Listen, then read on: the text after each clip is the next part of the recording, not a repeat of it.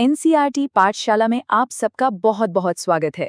यहाँ हम एनसीईआरटी के हर चैप्टर को समझते हैं, बहुत ही आसान भाषा और ज़बरदस्त 3D विजुअल्स के साथ। तो आज हम पढ़ने वाले हैं क्लास 11 फाइन आर्ट्स का एक बहुत ही शानदार चैप्टर, सिंधु घाटी की कला और शिल्प। तो चलिए शुरू करते हैं इस ज्ञान यात्रा को। जरा सोचिए, आज से कोई 5000 साल पहले, जब आज जैसी कोई टेक्नोलॉजी नहीं थी, क्या तब भी लोग कला और फैशन के उतने ही दीवाने थे जितने हम आज हैं? इसका जवाब आपको इसी चैप्टर में मिलने वाला है। तो चलिए अपनी वर्चुअल म्यूजियम टूर की शुरुआत करते हैं और सबसे पहले हम कदम रखते हैं हमारी पहली गैलरी में, जहां रखी हैं पत्थर से बनी कुछ शानदार मूर्तियां। देखिए, यहाँ पत्थर की 2 मूर्तियां सबसे ज्यादा मशहूर हैं। एक तो है ये लाल बलुआ पत्थर से बना पुरुष का धड़, जो हड़प्पा से मिला था, और दूसरा है ये सेलखड़ी पत्थर से बना दाढ़ी वाले पुजारी का बस्ट, जो हमें मोहनजोदाड़ो में मिला। ये दोनों ही उस जमाने की बेजोड़ कारीगरी को दिखाते हैं। मतलब 3D में सोचने की उनकी समझ कमाल की थी। अब जरा इस दाढ़ी वाले पुजारी की मूर्ति को और ध्यान से देखते हैं। देखिए, इन्होंने एक शॉल ओढ़ी हुई है जिस पर तिपतिया पैटर्न बना है। इनकी आंखें देखिए, लंबी और आधी बंद। ऐसा लग रहा है मानो ये गहरे ध्यान में हो। सिर पर एक सादी सी पट्टेबंदी है और दाहिने हाथ पर एक बाजूबंद भी पहना हुआ है। गले के पास ये जो छेद है ना, इनसे पता चलता है कि शायद इन्होंने गले में कोई हार भी पहना होगा। तो अब आपके लिए एक सवाल। अभी अभी हमने देखा प्रीस्ट किंग की मूर्ति में जो शॉल है उस पर किस पैटर्न का डिजाइन बना हुआ है? अपना जवाब नीचे कमेंट बॉक्स में लिखिए। चलिए, अब हम अपनी दूसरी गैलरी की तरफ बढ़ते हैं। यहाँ हम देखेंगे कि हड़प्पा के लोग कांसे यानी कि ब्रॉन्ज की ढलाई में कितने ज्यादा माहिर थे। वो लोग एक बहुत ही एडवांस तकनीक का इस्तेमाल करते थे, जिसे लॉस्ट वैक्स टेक्निक या मधुछिष्ट विधि कहते हैं। इसमें होता ये था कि पहले मोम की एक मूर्ति बनाते, फिर उस पर मिट्टी का लेप चढ़ा देते, फिर उसे गर्म करते जिससे सारा मोम पिघलकर बाहर निकल जाता, और जो खाली सांचा बचता उसमें पिघला हुआ धातु भर देते थे। और कमाल की बात तो ये है कि ये टेक्निक हजारों साल बाद आज भी भारत के कई हिस्सों में इस्तेमाल होती है। ये हमारी कला की परंपरा को दिखाता है। और इस टेक्निक का सबसे बेहतरीन नमूना ये है डांसिंग गर्ल की मूर्ति, जो मोहनजोदड़ो से मिली थी। ये सिर्फ 4 इंच ऊंची है। देखिए, इसके लंबे बाल एक जूड़े में बंधे हैं और इसका बायां हाथ पूरी तरह से चूड़ियों से ढका हुआ है और एक हाथ कमर पे रखा है, जो एक बहुत ही कॉन्फिडेंट डांस पोज को दिखाता है। तो एक और सवाल, हड़प्पा सभ्यता में कांसे की मूर्तियां बनाने के लिए कौन सी खास टेक्निक का इस्तेमाल किया जाता था? अपना जवाब नीचे टाइप करिए। और अब हम आ गए हैं अपनी तीसरी गैलरी में।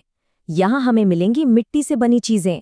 हाँ, ये पत्थर और कांसे की मूर्तियों के मुकाबले उतनी फाइन नहीं है, लेकिन ये हमें उस समय के आम लोगों की जिंदगी और उनकी सोच की एक अनोखी झलक देती हैं।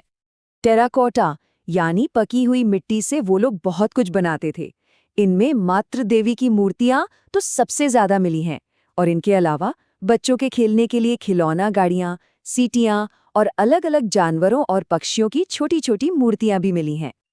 तो जल्दी से बताइए, सिंधु घाटी में सबसे ज्यादा संख्या में किसकी मिट्टी की मूर्तियां मिली हैं? कमेंट बॉक्स में लिखना मत भूलिएगा।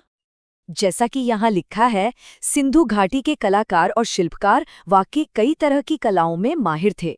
हमने पत्थर, कांस्य और मिट्टी का काम तो देख लिया, अब उनकी एक और अद्भुत कला को देखने का वक्त है। हमारी चौथी गैलरी है मोहरों यानी सील्स के नाम।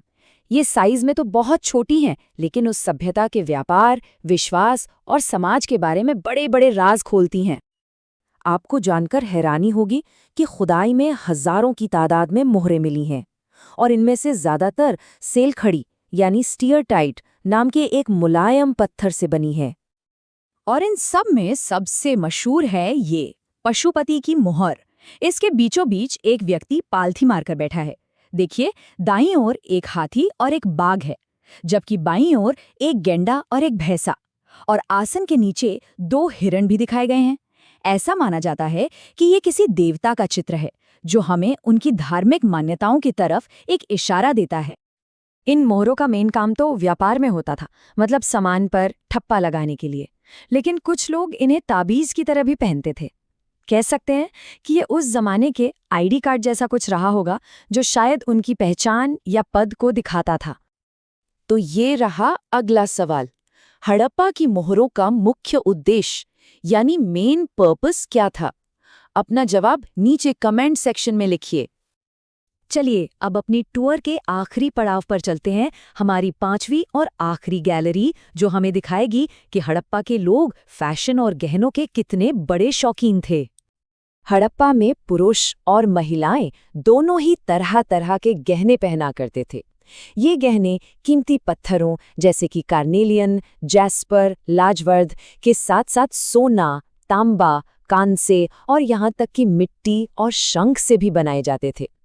कीमती पत्थरों का मिलना ये भी बताता है कि उनका व्यापार दूर दूर तक फैला हुआ था। और याद रखिए, शिक्षा वो शेरनी का दूध है, जो पिएगा वो दहाड़ेगा। और ज्ञान की इसी खोज में अब समय है आज के सबसे मजेदार सवाल का। तो अब आपके लिए एक बहुत ही इंटरेस्टिंग क्वेश्चन। सोचिए, सिंधु घाटी के लोग फैशन के लिए कौन कौन से कॉस्मेटिक्स का इस्तेमाल करते थे? अपना जवाब नीचे कमेंट बॉक्स में जरूर लिखिए, क्योंकि जो विद्यार्थी सबसे सही और सबसे समझदारी भरा जवाब देगा, उसका नाम हम अपने अगले वीडियो में टॉप अचीवर के रूप में अनाउंस करेंगे। और एनसीईआरटी पाठशाला की तरफ से उसे मिलेगा एक special smart learner badge mention. तो जल्दी से अपना जवाब टाइप कीजिए और दिखाइए कि आप हैं एनसीईआरटी पाठशाला के स्मार्ट लर्नर।